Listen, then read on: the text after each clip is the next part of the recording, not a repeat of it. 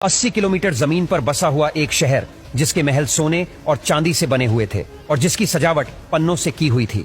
पर ऐसा क्या हुआ जिसकी वजह से यह शहर समुद्र की 120 फीट गहराई में चला गया?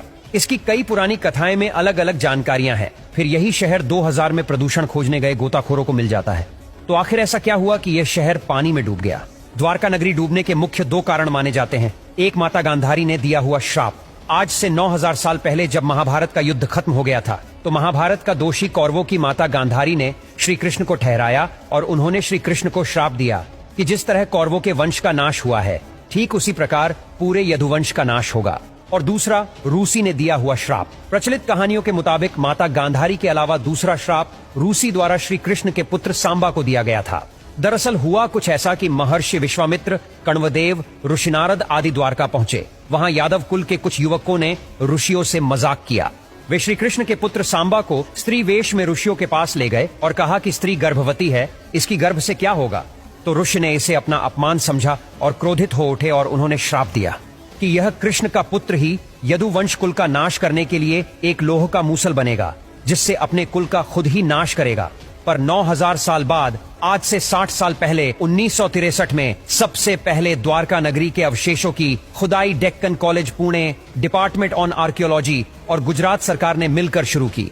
HD संकलिया की अगुवाई में इस खुदाई में शुरुआती तौर पर कुछ बर्तन मिले जो वैज्ञानिक जांच के बाद करीब 3000 साल पुराने पाए गए। इसके बाद भारतीय पुरातत्व सर्वेक्षण विभाग की ही एक इकाई मरीन आर्कियोलॉजिकल यूनिट ने देश के ख्यात प्राप्त पुरातत्वविद डॉक्टर SR राव के नेतृत्व में 1969 में दोबारा खुदाई शुरू की। यहाँ फिर से कुछ प्राचीन बर्तन मिले जिन्हें लस्टर्स रेडवेयर के नाम से जाना जाता है। इससे उत्साहित होकर अरब सागर में तत्कालीन प्रधानमंत्री की मंजूरी के बाद गहनता से खुदाई का काम शुरू किया गया। एक बार फिर ऐसे सबूत मिले जो बताते थे कि समुद्र के तल में कोई बेहद उन्नत सभ्यता के चिन्ह छिपे हुए हैं। फिर आता है साल 2001। 2001 में कुछ ऐसा मिला कि अभी तक की गई खोज को एक नई दिशा मिली।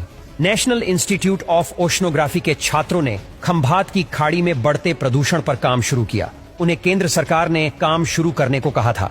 यह अलग बात है कि प्रदूषण की जांच करते हुए इन छात्रों को मिट्टी और बालू से सने पत्थरों से बनी इमारतों के दीदार हुए। ये भग्नावशेष 5 मील में फैले हुए थे। इसके साथ ही गोताखोरों को कलाकृतियां, इमारतों के तराशे स्तंभ और तांबे और कांसे के सिक्के मिले। मोटे तौर पर इन्हें 3600 साल पुराना माना गया। पर इसकी सही उम्र पता लगाने के लिए कुछ नमूनों को मणिपुर और ऑक्सफोर्ड यूनिवर्सिटी भेजा गया। वह कार्बन डेटिंग तकनीक से पता चला कि कुछ नमूने 9000 साल पुराने हैं। इस तरह श्री कृष्ण की नगरी द्वारका के सबूत दुनिया के सामने आ सके। खंभात में जो भग्नावशेष मिले वह 7500